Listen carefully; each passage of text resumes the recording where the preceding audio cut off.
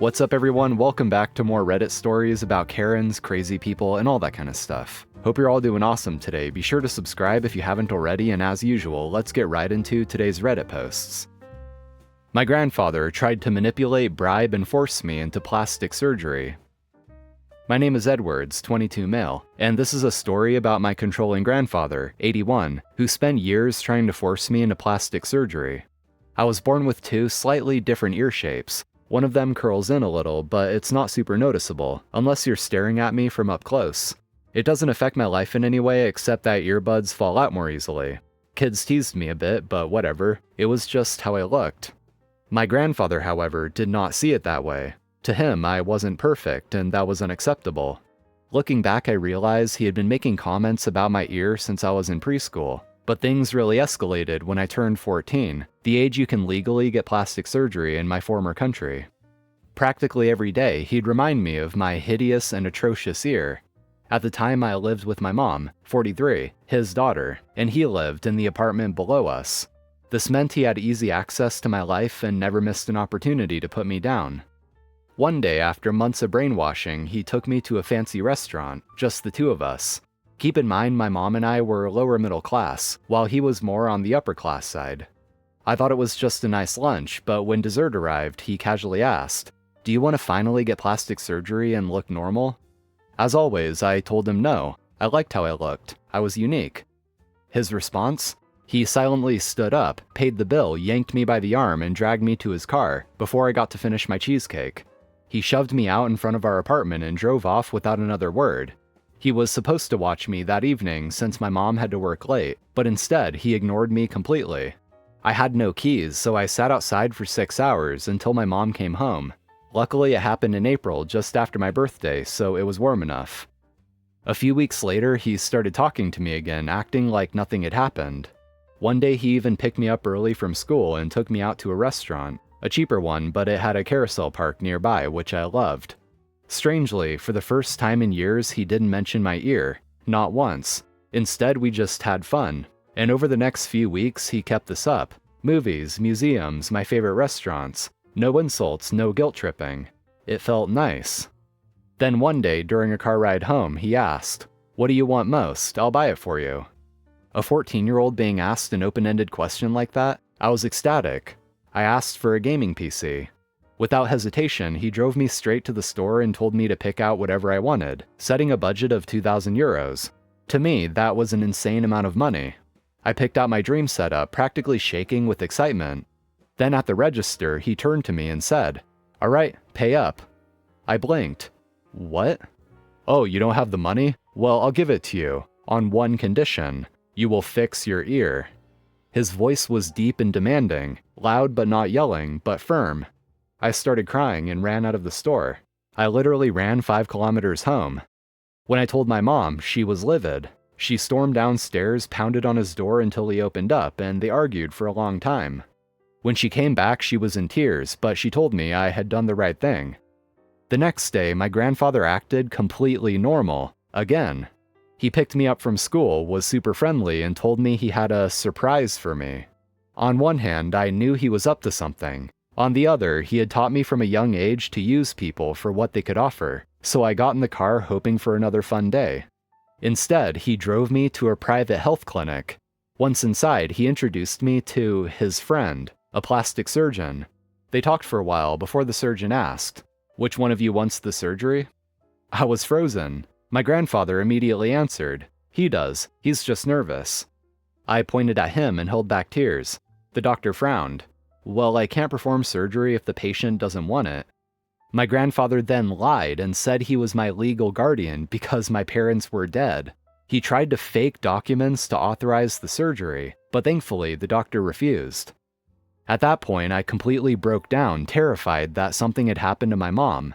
My grandfather sighed, drove me home without saying a word again, and handed me off to my mom, who had no idea where I had been. That was the breaking point. We went in low contact with him for a few years, or possibly he was punishing us by ignoring us, as he tended to do. Eventually, when I needed braces, he offered to help pay for them. We were tight on money, so my mom reluctantly agreed. He promised to cover half of the cost. In reality, He paid for half of my top braces, a quarter of the bottom, and not to mention how he didn't think it was necessary to pay 20 euros every 2 weeks for a couple of years for tightening. He still, every couple of months or so, tried to bribe me to get the surgery, or to accept money as a loan that I didn't need to pay back, or any other way he could think of to get control over me. Even now, years later, he's still trying to control me. I moved to a different country after college to get away from him. I have no job yet, my savings are draining, and almost like he sensed it, he reached out last week. Do you want 10,000 euros? All you have to do is get this quick, simple surgery and the money is yours. I didn't even reply. After the incident at the clinic, my grandfather went on a smear campaign telling our extended family that my mom, his own daughter, had turned me against my loving and caring grandfather. Most of them believed him. My mom and I were banned from family gatherings, holidays, and celebrations. He even told us we had no right to use our own last name anymore. The only person who stayed on our side was my grandmother. May she rest in peace. I know this was a lot, and I'm sorry for dumping it on you guys and gals, but I needed to tell someone. The last 2 therapists I saw sided with him, so I feel like I have no one unbiased to talk to. To be clear, I will never get this surgery. I will never take his money. Someone stole my chickens. Alright, so to start this off, we'll take a look at the video footage that OP provided of the incident.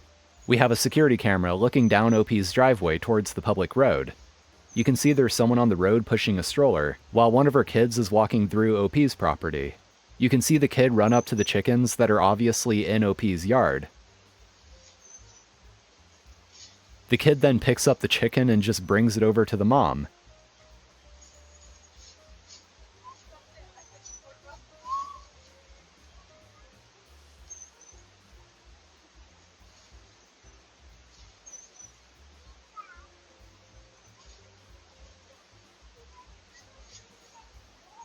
The mom takes the chicken and begins walking off while the child turns back around and goes deeper into the property, chasing the chickens around some more before grabbing another one and catching back up to the mom.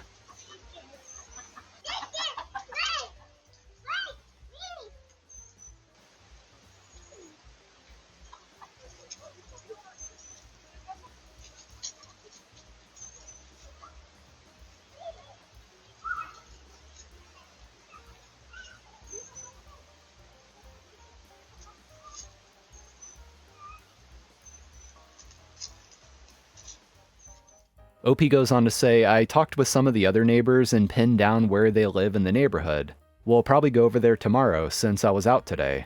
Was kinda painful watching the video. Who does this? We raised them from chicks, hand-built their coop, and just started getting eggs a couple of weeks ago. We have a chain link fence. They stay in the backyard most of the time. That's where their coop, food, and water are, so they usually stay there. When they're out too long, they sometimes go out front. My wife let them out that morning and then took a visiting relative out during the day. My disabled father-in-law was home. He's the one that saw them because he heard the driveway chime going off. I wouldn't have known what time to check the camera without his input because the camera didn't flag the movement. Update. We got Coco and Cinnamon back. Knocked on the neighbor's door, showed them the footage, and they were like a deer in headlights. There was very little pushback. Pretty much said that because they were in the front yard, they were fair game. Right. I told them that stealing is wrong, stealing from your neighbor is dumb, and encouraging your child to steal is effed up. Also mentioned that I shouldn't have to worry about my neighbor stealing from me. Such a relief. I'm just glad they didn't turn them to soup. We are going to work on upgrading our fence. Am I the asshole for not following my husband's family tradition? I'm a 28-year-old female and my husband is 29. My husband comes from a very traditional family. While we disagree with his family on many things, it has never really been an issue until now. I am currently 8 months pregnant, and my husband and I couldn't be happier as we've been trying for a while. Since I first found out I was pregnant, we've been discussing names for our child. In my husband's family, the tradition wants the child to be named after his grandfather. Basically, firstborn men in his family only have one of 2 names, James or Henry. My husband's grandfather was James, so his name is James too. My husband's father is called Henry, so our child should be too, and so on and so forth. But my husband and I didn't really feel like calling our child Henry, and although it's a beautiful way to honor family members, we really wanted our child to have a name that would be personal. that would truly be his. So we chose another name and decided to wait until after the birth to reveal it to everyone. This week, my mother-in-law came to visit us and help us set up for the baby. She brought us some presents, amongst which was a bunch of clothes on which she hand-embroidered the name Henry. I said that it was nice and thanked her for it, but told her that we wouldn't be naming our child Henry as we had already told her in the past. She started insisting and saying that it was a tradition, so it had to be that way. I explained to her that we'd rather give our child a name that we chose, and that Henry could be his middle name. She immediately went to my husband and started saying things like, "You're not going to let her do that to our family," and making it very dramatic, saying that I was breaking a tradition that went back hundreds of years. Honestly, not sure about that. My husband tried to explain that we both agreed on the name, and all the reasons why we made that choice, but she wouldn't listen. She suggested that we name him Henry on paper as his legal name, and then call him something else. But I thought that would be confusing for him and told her that he would be named what we chose. She kept begging my husband and saying that I was ruining the family tradition. And at one point I lost it, which is partially to blame on hormones, I think, and told her that it was our child, so we did what we wanted, and we didn't have to follow a stupid tradition. She stormed out, and my husband has since received texts from his father and sister, accusing me of making his mother feel really bad and some other stuff that I don't really remember.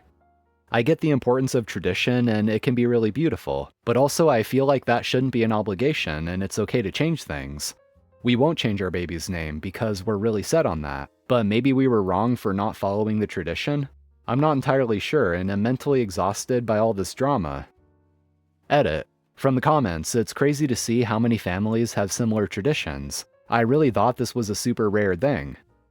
And a comment here says, "I will never understand this. What if your family had the same tradition? Who wins? Not the asshole in the slightest."